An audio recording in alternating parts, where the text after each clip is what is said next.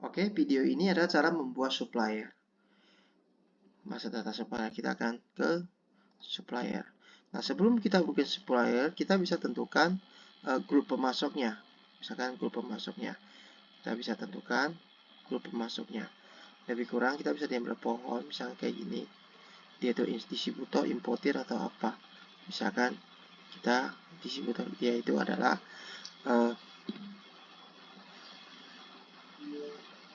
misalkan dia itu ada pabrik, ya, pabrik manufacturer.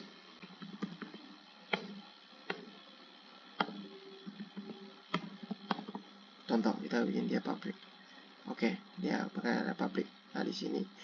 Dan setelah itu kita bisa tentukan suppliernya. Nah, kita bisa supplier, kita bisa bikin supplier baru. Nah, seperti ini cara cepat dan ini cara komplitnya. Nah, kita suppliernya misalkan namanya PT Nuansa Abadi Jaya. Nah, jenis grupnya kita bisa masukin ke misalnya ke pabrik. Oke, sistem suppliernya perusahaan. MPWP-nya kita bisa masukin. Titik. Contoh. Dan dia itu misalkan kita bisa masukin mata uang. Kita bisa masukin data harga beli kita. Dan kalau apakah dia perangkat internal enggak? Kalau misalkan contoh kita itu di sini itu ada misalnya kita di sini itu adalah contoh kita di sini ini adalah misalkan ini contoh Primarindo Audio misalkan ini. Nah, maka nanti kita bisa setting menjadi internal.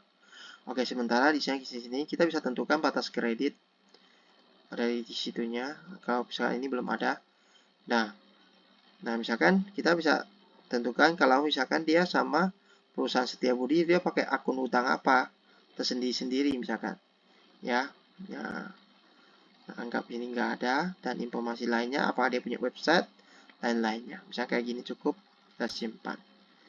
Nah, kita simpan. Nah, itu udah terbukti.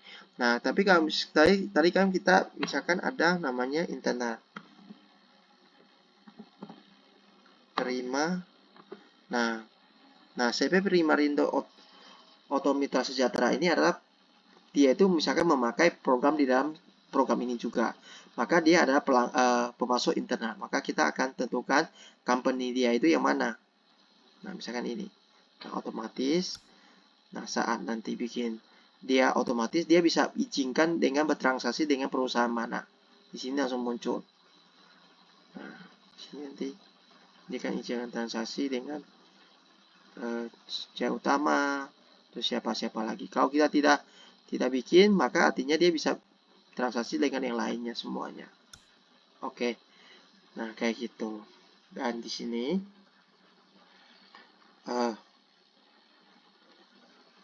kita bisa tahu dashboardnya si CV ini udah pernah transaksi dengan siapa aja.